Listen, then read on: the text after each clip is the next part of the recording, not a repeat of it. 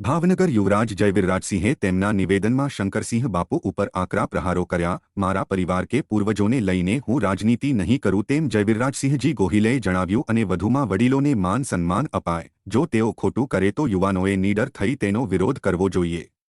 અંતમાં ચીમકી આપી કહ્યું કે મારા પૂર્વજો અને માતા પિતાને આપ કોઈ દિવસ રાજકારણ માટે ઉપયોગ નહીં કરી શકો, અન્યથા એની સામે હું ઊભો રહીશ। જો સમિતિમાં ભાવનગર રાજવી પરિવારનું નામ કાઢી નાખીએ તો તેનું શું અસ્તિત્વ તેવો પ્રશ્ન કર્યો। ક્ષત્રિય એકતા માટે દર અઠવાડિયે આંદોલનની જરૂર નથી। પરિવારના સભ્યનું મૃત્યુ થયું હોય ત્યારે 12 દિવસ સુધી શોક સંદેશો આપવાનો હોય તેવા સમયે શંકરસિંહે બાપુએ પ્રમુખપદ માટેની મારી સાથે વાત કરી હતી। વડીલો ભૂલ કરે તો યુવાનોની ફરજ છે કે તેનો વિરોધ કરે। ક્ષત્રિય સમાજને વિચારવાનું આપણે કઈ દિશામાં જવું છે, ત્યારે હવે આગામી દિવસોમાં ક્ષત્રિય સમાજ કઈ દિશામાં જાય છે તે જોવાનું રહ્યું।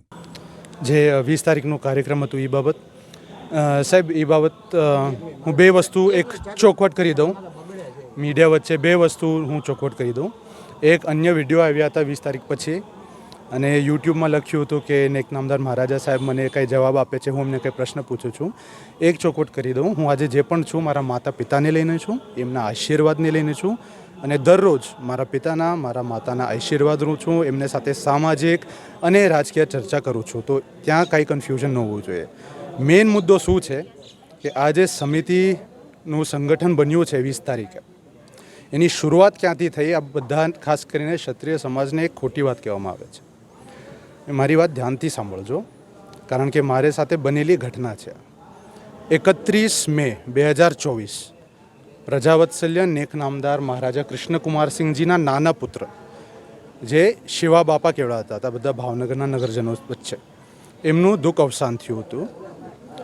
5-6 દિવસ પછી 5મી જૂને મને શંકરસિંહ વાઘેલા બાપુનો એક મેસેજ આવ્યો હતો, એક વાયા ચેનલ થ્રુ, કે એમને પરિવાર સાથે આ દુઃખ અવસાન થયું છે, પરિવારને મળવા આવવું છે। સ્વાભાવિક છે, શંકરસિંહ બાપુ શિવા બાપાને ઓળખતા પણ હશે, કારણ કે બંને એક જ પક્ષના અને રાજનીતિમાં હતા। મને લાગ્યું બાપુ આવે છે અમારે માટે સારું રહેશે, સમાજના એક વડીલ છે, અનુભવી વ્યક્તિ છે, એમનો સહારો પરિવારને મળે આ સમયમાં જરૂરી હતો। બાપુ જ્યારે આવ્યા એમને સાથે અન્ય સમાજના વ્યક્તિઓ આવ્યા હતા। મને આશ્ચર્યચકિત ક્યારે લાગ્યું જ્યારે આવા સમયમાં ભાઈઓ 12મું પણ નહોતું થયું મારા દાદાના, આપણે સંસ્કારી માણસો છીએ, કોઈ પરિવારમાં દુઃખ અવસાન થાય 12મું સુધી આપણે કોઈ બીજી વાત તો નથી કરતા, ત્યાં જઈને આપણું શોક વ્યક્ત કરીએ છીએ।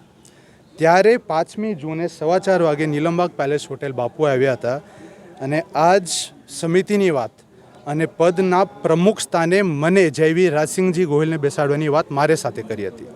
ત્યારે મેં બાપુને સામેથી પૂછ્યું હતું કે આનું કારણ શું છે, કારણ કે અમે બધા અત્યારે શોકમાં છે, અત્યારે દુઃખથી ગુજરીએ છીએ।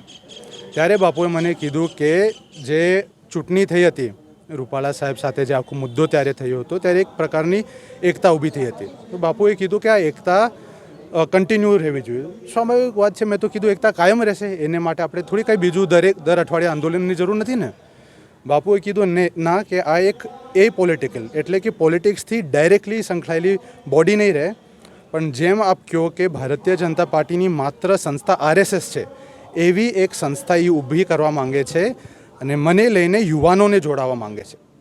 મારા મનમાં બે પ્રશ્ન મને હેરાન કરતા હતા કે આવા દુઃખ અવસાન થયું છે મારા પરિવારના સદસ્યને, અને આ સમાજના જ એટલા વડીલ વ્યક્તિને આટલા સિદ્ધાંતો અને વિવેક નથી કે આ જગ્યામાં આવીને આવી વાતો ન કરાય। અત્યારે બીજું જે પ્રશ્ન ઊભો થાય કે મેં જ્યારે સ્પષ્ટ કીધું કે હું કોઈ દિવસ સમાજને રાજકારણ માટે ઉપયોગ નહીં કરું, રાજકારણમાં આવવાના મુદ્દા ભાવનગર જિલ્લાની અન્ય શૈક્ષણિક સુવિધાઓ, આર્થિક પરિસ્થિતિ, અન્ય એવા મુદ્દાઓ છે જે ડિસ્ટ્રિક્ટ અને સિટી રિલેટેડ છે। વાત ત્યાં પૂરી થઈ ગઈ। એ પછી એમને જે પદ આપ્યું નેક નામદાર મહારાજા સાહેબને 20મી તારીખે કાર્યક્રમ થયું એ થઈ ગયું। હવે મૂળ પ્રશ્ન હું મારા ક્ષત્રિય ભાઈઓને મીડિયાથી પૂછવા માગું છું અને કહેવા માગું છું, એક કે મેં જે પોસ્ટ મૂકી એ મારા પિતાના સમર્થન માટે મૂકી હતી, એના સપોર્ટ માટે, કે કોઈ મારા પિતાના, મારા માતાના, મારા પૂર્વજોનું નામ ઉપયોગ પોતાની રાજનીતિ માટે ન કરે।